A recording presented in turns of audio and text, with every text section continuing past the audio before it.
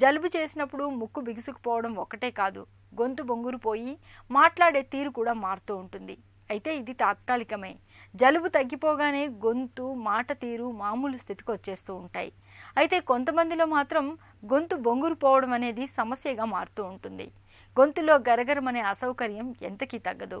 ఇలా గొంతు బొంగురు పోవడానికి వెనుక పొగ అలవాటు మొదలుకుని నోటిలో ఇన్ఫెక్షన్ల వరకు చాలా కారణాలే ఉంటాయని చెప్తారు డాక్టర్లు. బొంగురు గొంతు వెనుక కారణాలు, పరిష్కార మార్గాల గురించి డాక్టర్ని అడిగి ఇప్పుడు తెలుసుకుందాం.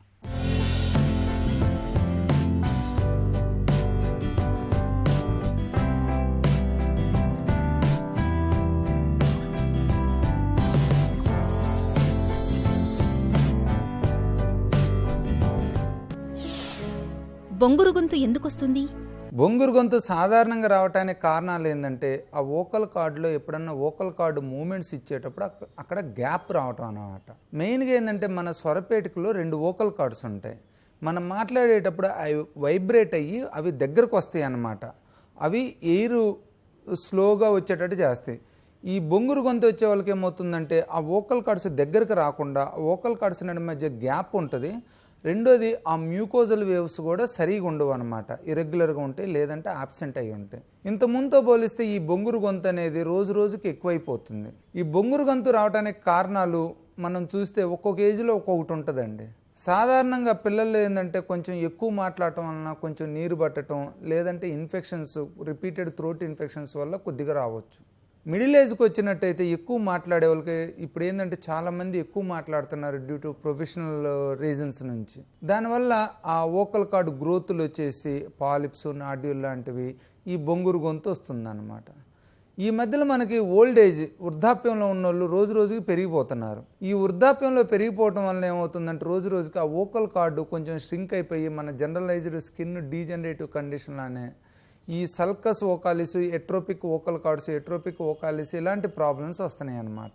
దీనివల్ల ఏమవుతుందంటే ఆ కొల్లేజన్ టిష్యూస్ అవన్నీ ఫైబ్రోజ్ అయిపోయి అక్కడ డిప్స్లా రావటం, వైబ్రేటరీ మూమెంట్స్ లేకపోవటం, దానివల్ల వోకల్ కార్డ్స్ మధ్య మాట్లాడేటప్పుడు బొంగురు గొంతు రావటం జరుగుతుంది. వృద్ధాప్యంతో పాటు మజిల్ కూడా కొద్దిగా వీక్నెస్ ఉండటం వలన తొందరగా మాట్లాడినట్టయితే ఆ మజిల్స్ కోఆర్డినేట్ చేసుకోలేక, పని చేయలేక, మనం ఎలా అయితే వయసులో ఉన్నప్పుడు ఎక్కువ బరువులు మోయటం కానీ, ఎక్కువ పని చేయటం కానీ, ఎక్కువ నడుస్తాం, వయసు పెరిగే కొన్ని మజిల్స్ వీక్ అయినట్టు ఈ మాట్లాడే మజిల్స్ కూడా వయసుతో పాటు కొంచెం వీక్ అయ్యి డీజనరేటివ్ కండిషన్స్ వల్ల ఈ బొంగురు గొంతు వచ్చే అవకాశం ఉంటుందన్నమాట. బొంగురు గొంతుతో బాధపడుతున్నప్పుడు ఎలాంటి పరీక్షలు చేస్తారు? ఇప్పుడు కొత్తగా ఏంటంటే స్ట్రోబోస్కోపీ వచ్చింది. స్ట్రోబోస్కోపీతో పాటు అన్నీ కంప్యూటరైజ్డ్ అయిపోయినాయి అన్నమాట. వైబ్రేటరీ మూమెంట్స్ అన్నీ చాలా జాగ్రత్తగా పరీక్ష చేయొచ్చు. ఈ స్ట్రోబోస్కోపీ వచ్చిన తర్వాత ఈ బొంగురు గొంతుని చాలా ఈజీగా మంచిగా డయాగ్నోజ్ చేసి అవసరమైన ట్రీట్మెంట్ ఇవ్వడానికి కుదురుతుందన్నమాట. ఈ స్ట్రోబోస్కోపీ ఏంటంటే మనం ఫ్లాషెస్ ఆఫ్ లైట్ను పంపిస్తే ఆ వోకల్ కార్డు మూమెంట్ అయ్యేటప్పుడు ఆ మూమెంట్ మ్యూకోజల్ వేవ్ ఎలా ఉంది చాలా డీటెయిల్గా తెలుస్తుంది అనమాట. దాంతోపాటు ఎక్కడన్నా మ్యూకోజల్ వేవ్ కొంచెం లేకపోయినా తెలుస్తుంది. ఈ స్ట్రోబోస్కోపీ విధానం వచ్చిన తర్వాత బొంగురు గొంతుకి మనం డయాగ్నోస్ పెరిగింది, ట్రీట్మెంట్ ఆప్షన్స్ పెరిగినాయి, పేషెంట్లు కూడా చాలా వాటికి నయం చేయడానికి అవకాశం ఉంటుంది. ఈ బొంగురు గొంతుకి ఇంకో కారణం ఏంటంటే వోకల్ కార్డు పెరాలసిస్ ఉంటుంది అన్నమాట. దీంట్లో ఏమవుతుందంటే ఒక కార్డు పనిచేయదు. మెయిన్గా ఈ వోకల్ కార్డు పెరాలసిస్ ఉండి దీన్ని స్ట్రోబోస్కోపీ విధానం ద్వారా చూసుకొని ఆ తర్వాత దాన్ని కంపల్సరీ సిటీ స్కాన్ చేయాలండి. ఈ సిటీ స్కాన్లు ఏంటంటే ఎస్పెషలీ మనం స్కల్ బేస్ అంటే ఆల్మోస్ట్ చెవి లెవెల్ కానుంచి ఛాతీ, లంగ్స్ లెవెల్ దాకా మొత్తం చెక్ చేయాలన్నమాట. సో సిటీ స్కాన్ చేసుకొని వేరే ప్రాబ్లం లేదని కన్ఫర్మ్ చేసుకోవాలండి. ఈ చెకప్లో మనకి లంగ్ ట్యూమర్స్ కూడా రేర్గా వచ్చే అవకాశం ఉంటుంది. సో మనం నెగ్లెక్ట్ చేయకూడదు అనమాట. బొంగురు గొంతుకు చికిత్స ఎలా ఉంటుంది? ఈ స్ట్రోబోస్కోపీ వచ్చిన తర్వాత అంటే దానికి మనకి ఫైన్ డీటెయిల్ ప్రాబ్లమ్స్ తెలవటం మొదలుపెట్టిన తర్వాత దీంట్లో ట్రీట్మెంట్ ఆప్షన్స్ కూడా మంచిగా మొదలైనాయండి. ఈ స్ట్రోబోస్కోపీ వచ్చిన తర్వాత మనకి స్ట్రక్చరల్ అబ్నార్మాలిటీస్ చాలా బాగా తెలుస్తున్నాయి. ఆ స్ట్రక్చరల్ అబ్నార్మాలిటీస్లో ఎక్కడ స్ట్రక్చరల్ అబ్నార్మాలిటీ ఉంటే ఆ స్ట్రక్చర్ ఒకటికి మనం ట్రీట్మెంట్ తీసుకున్నట్టయితే మంచిగా వాయిస్ రికవరీ కావడానికి అవకాశం ఉంటుందన్నమాట. మొట్టమొదటిది ఏంటంటే వోకల్ కార్డు పెరాలసిస్. ఈ వోకల్ కార్డు పెరాలసిస్లో సిటీ స్కాన్ చేసుకుని వేరే ప్రాబ్లం లేదని కన్ఫర్మ్ చేసుకున్నట్టయితే ఫస్ట్ స్పీచ్ థెరపీ ఇచ్చి చూస్తామండి. మంచిగా వోకల్ కార్డ్ని స్ట్రెంథనింగ్ చేస్తాం, అదర్ సైడ్ కాంపెన్సేట్ అయ్యేటట్టు, ఆల్రెడీ ప్యాలరైజ్డ్ కార్డు కూడా నార్మల్ అయ్యేటట్టు ఒక 2 నెలలు 3 నెలలు చూస్తామండి. యూజువల్గా 100లో 99 మందికి ఇంప్రూవ్ అవుతుందండి. ఒక 3 నలుగురికి ఒకరికిద్దరికి ఇంప్రూవ్ కానట్టయితే వాళ్ళకి థైరోప్లాస్టీ విధానం ద్వారా అది చాలా సింపుల్ సర్జరీ అండి. ఈ థైరోప్లాస్టీ విధానం ద్వారా మనం ఆపరేషన్ చేసి వోకల్ కార్డ్ని మీడియలైజ్ చేసి వాళ్ళకి వాయిస్ని చాలా మంచిగా చేయొచ్చండి.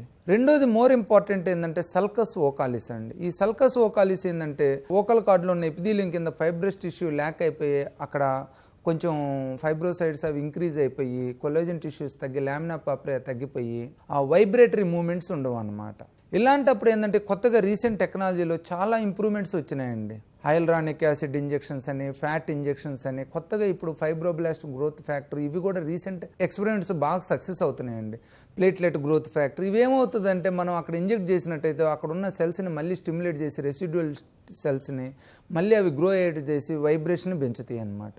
అదే వోకల్ కార్డు నాడ్యూల్స్ పాలిప్స్ అనుకోండి, ఇది చాలా సింపుల్ అండ్ ట్రీట్మెంట్ ఇవ్వటం. మైక్రో లెరింజియల్ సర్జరీ ద్వారా మనం మైక్రోస్కోప్తో చూసుకుంటా, ఎండోస్కోప్తో చూసుకుంటా ఆ పాలిప్ని కొంచెం తీసేసినట్టయితే మళ్ళీ ఒక 1 వీక్ నుంచి 2 వీక్స్లో అది రీఎపిథలైజ్ అయిపోయి వాయిస్ ఆల్మోస్ట్ నార్మల్గా వస్తుందండి. పిల్లల్లో బొంగురు గొంతు వోకల్ నాడ్యూలు పాలిప్స్ వల్ల వచ్చినట్టయితే వాళ్ళని కొంచెం కష్టం అండి. ఎందుకంటే వాళ్ళు స్పీచ్ థెరపీ ఇచ్చిన ఫాలో గారు ఎక్కువ మంది చిన్నగా మాట్లాడినా కూడా వాళ్ళు పెద్దగా అరవడం ఏడవటం ఇలాంటివి చేస్తుంటారు. ఇలాంటి వాళ్ళలో మటుకు కొద్ది కష్టంగా ఉంటుంది. కానీ వాళ్ళు కనుక కొంచెం మరీ పూర్తిగా పిల్లలు కూడా వాయిస్ నార్మల్ చేయని అవసరం లేదు. కొంచెం వాయిస్ని ఇంప్రూవ్ చేసుకున్నట్టయితే వాయిస్ క్వాలిటీ ఆఫ్ డిస్కషన్ని, క్వాలిటీ ఆఫ్ టాక్ని పిల్లల్లో కూడా ఇవి చాలా ఈజీగా నార్మల్ అయిపోతాయి అండి. గొంతు బొంగురు పోకుండా ఎలాంటి జాగ్రత్తలు తీసుకోవాలి? వాయిస్ ప్రాబ్లం రాకుండా మనం చాలా వాటికి ప్రికాషన్స్ తీసుకున్నట్టయితే మనకి ఇష్యూయే రాకుండా ఉంటుందండి. ఎస్పెషలీ ఏంటంటే మనం జాగ్రత్తగా మాట్లాడినట్టయితే స్లోగా నిదానంగా మాట్లాడతా. ఎస్పెషలీ ఈ స్పీకర్స్ సింగర్స్ వాళ్ళు 1-2 కోర్సులు ఈ మధ్యలో కొత్తగా వాళ్ళకి స్పీచ్ థెరపిస్టులు స్పెషల్ కోర్సులు ఇస్తున్నాడు. వాళ్ళు హై ఫ్రీక్వెన్సీలో మాట్లాడేటప్పుడు కూడా ఎలా మాట్లాడాలి అలాంటిది. సో ఈ స్పీచ్ థెరపీ ద్వారా వాళ్ళు ఓవర్ యూజ్ చేయడం వల్ల వచ్చే ప్రాబ్లమ్స్ను కూడా మనం ఈ స్పీచ్ థెరపీ ద్వారా అరికట్టవచ్చండి. ఎస్పెషలీ ఏంటంటే మనం ఎప్పుడు థ్రోట్ని వోకల్ కార్డ్ని హైడ్రేట్ చేసుకుంటా ఉన్నాం అనమాట.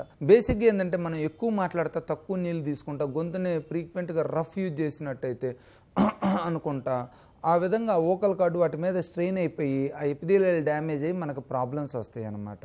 ఎస్పెషల్లీ ఈ స్మోకింగ్ వల్ల కూడా ఈ ప్రాబ్లమ్స్ వస్తాయండి. స్మోకింగ్ వల్ల ఎపిథీలియల్ డిస్ప్లేసియా, మెటాప్లేసియా, కార్సినోమాస్ వచ్చే అవకాశం ఉంటుంది. సో మనం వీలైనంత పొల్యూటెంట్స్కి అవాయిడ్ చేసుకోవాలండి. ఈ పొల్యూటెంట్స్ స్మోకింగ్ని అవాయిడ్ చేసుకుంటా కొంచెం గొంతుని హైడ్రేట్ చేసుకుంటా ఉండాలి. ద అదర్ థింగ్ ఏంటంటే డిసీజ్ పరంగా చూసుకుంటే ఈ మధ్యలో జంక్ ఫుడ్స్ అవన్నీ ఎక్కువ కావటం వల్ల ఈ రిఫ్లెక్స్ ప్రాబ్లమ్స్ ఎక్కువైపోయినాయండి. గ్యాస్ట్రిక్ యాసిడ్ రిఫ్లెక్స్ ఇది ఇండైరెక్ట్గా వోకల్ కార్డు మీద ప్రాబ్లం క్రియేట్ చేసి vocal cord epithelial oedema, polyps ఇవన్నీ వచ్చేటట్టు చేస్తాను. ఇది one of the important predisposing factor అండి. గ్యాస్ట్రిక్ రిఫ్లెక్స్ డిసీజ్ కంట్రోల్ కావాలంటే మనం లైఫ్ స్టైల్ చేంజెస్ అండి. మెయిన్గా ట్రీట్మెంట్ ఇచ్చిన రోజులు తగ్గుతుంది కానీ లైఫ్ స్టైల్ చేంజ్ చేసుకోవాల్సి వస్తుంది అన్నమాట.